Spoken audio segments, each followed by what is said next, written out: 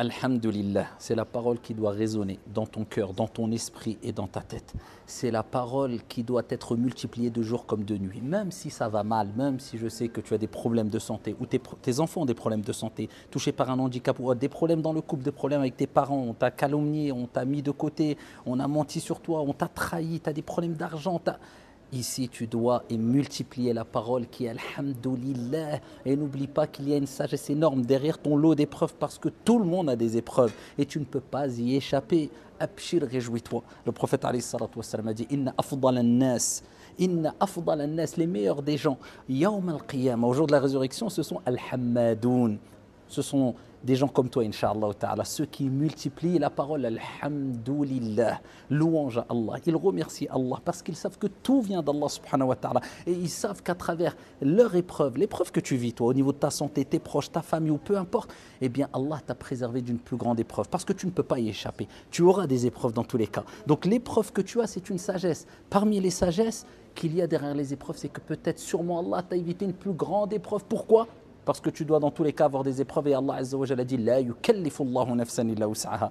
Allah ne donne pas à une âme une charge au-dessus de sa capacité. Donc Dieu a choisi une épreuve qui te correspond et proportionnelle à ton degré de foi et à tes capacités à surmonter les épreuves. Donc tu peux surmonter les épreuves. Remets-toi en Allah subhanahu wa ta'ala et fais résonner de jour comme de nuit cette parole dans ton cœur, dans ta poitrine, dans ton esprit. La tahzan inna Allaha ma'ak. Ne t'attriste pas, ne sois pas triste, surtout pas. Shaitan aime voir les serviteurs d'Allah tristes et Allah n'aime pas voir ses serviteurs tristes. La tahzan, ne t'attriste pas. Certes, Allah est avec toi, c'est cette parole que le prophète alayhi salatu wassalam a évoquée lorsqu'il était dans la grotte, comme vous le savez toutes et tous, et qu'il a fait l'émigration de Mecca à Médine. Et voilà que les Quraysh étaient à quelques mètres, si ce n'est quelques centimètres de la grotte, et ils voulaient exterminer l'islam. Et le prophète alayhi salatu wassalam, armé jusqu'aux dents, et voilà qu'Abu Bakr dit à Rasulallah, il suffit que l'un d'eux baisse la tête pour qu'il nous voie. Et le prophète alayhi salatu wassalam, celui qui a enseigné à l'humanité, qu'est-ce que c'était que وَتَوَكَّلْ عَلَى الْحَيِّ الَّذِي لَا يَمُوتُ, place ta confiance en le vivant qui ne meurt jamais. Il a enseigné à l'humanité que quand toutes les portes se ferment autour de toi, il restera toujours une porte qui restera ouverte, c'est la porte وَتَوَكَّلْ عَلَى الْحَيِّ الَّذِي لَا يَمُوتُ. Et place ta confiance en le vivant qui ne meurt jamais. Si tu frappes à la bonne porte, Wallahi wa Rabbil Kaaba, Allah subhanahu wa ta'ala t'ouvrira sa porte. Allah descendra ses miséricordes et al-barakat, ses bénédictions sur toi et fera dissiper tes soucis et tes tristesses. Le prophète a dit, Ya Abu Bakr, que dis-tu de deux dont le troisième est Allah? La tahzan, inna Allah ma'ana. Allah est avec nous et n'oublie jamais, inna nasra ma'as sabr. Le secours, la délivrance, elle vient avec la patience. Wasbir. وَمَا صَبَرُكَ إِلَّا بِاللَّهِ. Patiente. Mais n'oublie pas, Allah nous rappelle que tu ne peux patienter qu'avec l'aide et l'assistance d'Allah. Donc demande à Allah, Ya Allah, assiste-moi. Ya Allah, permets-moi d'être ferme et de surmonter cette épreuve comme tu le souhaites, Ya Rab. Amma, éviter l'épreuve quand elle est là, tu vas perdre ton temps, tu vas te lamenter et tu ne cesseras de répéter, mais si j'avais fait, si j'avais dit. Et le prophète nous a rappelé, ne dites pas si.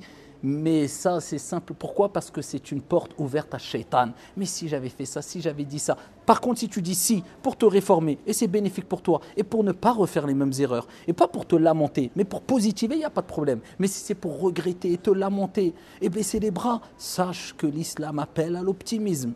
Sache qu'il n'y a aucune épreuve qui ne sera au-dessus de ta capacité. Et sache que toute épreuve qui t'arrive, comme le prophète alayhi salatu wassalam a dit, c'est une purification et une expiation des péchés. Et inna Allah idha ahabba qawman ibtalahum, comme a dit le prophète alayhi salatu wassalam, lorsqu'Allah aime un peuple, lorsqu'Allah aime des gens, eh bien il les éprouve. Si tu es éprouvé, c'est qu'Allah a pensé à toi. Si tu es éprouvé, c'est qu'Allah veut te purifier. Si tu es éprouvé, c'est que tu peux surmonter cette épreuve. Si tu es éprouvé, c'est qu'Allah Azza wa Jal veut te voir dans son vaste paradis si tu patiente, car le paradis pour les patients, quand les gens rentreront au paradis, les serviteurs d'Allah subhanahu wa ta'ala, eh bien il leur sera dit et ils seront accueillis ainsi, les anges diront Salamun alaykum bima sabartum, que la paix soit sur vous, le salut soit sur vous pour la patience que vous avez eue.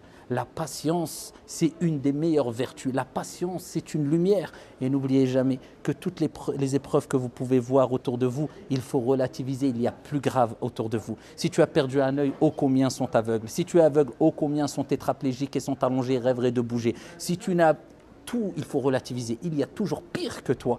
Et demain, tu riras de tes épreuves d'hier. Et combien de fois, quand on discute entre nous et on se remémore des graves épreuves qu'on avait eues à 5 ans en arrière ou 10 ans en arrière, on en rit quelquefois. Miséricorde d'Allah, hikmatullah, sagesse d'Allah. En tout cas, ne désespère pas. Et sache qu'Allah est avec toi. Il t'est simplement dit de te retourner vers Allah, de ne pas désespérer, d'invoquer Allah et surtout dans ta prière, le moment où vous êtes le plus proche d'Allah, comme le prophète alayhi salatu wassalam a dit, c'est lorsque vous êtes prosterné, akfiru du'a, kama qala al-Mustafa, sallallahu alayhi wa sallam, augmenter les invocations, wallahi wa rabbil Kaaba, quand tu lèves tes mains et que tu pleures pour Allah subhanahu wa ta'ala et que tu n'en peux plus, eh bien c'est à ce moment-là que la délivrance va venir. Ne désespère jamais de la miséricorde d'Allah, qu'Allah dissipe vos soucis, qu'Allah dissipe vos tristesses, qu'Allah transforme, remplace vos soucis par une joie, une délivrance ici-bas et dans le delà. Amin ya rabbil alamin. Wassalamu alaikum.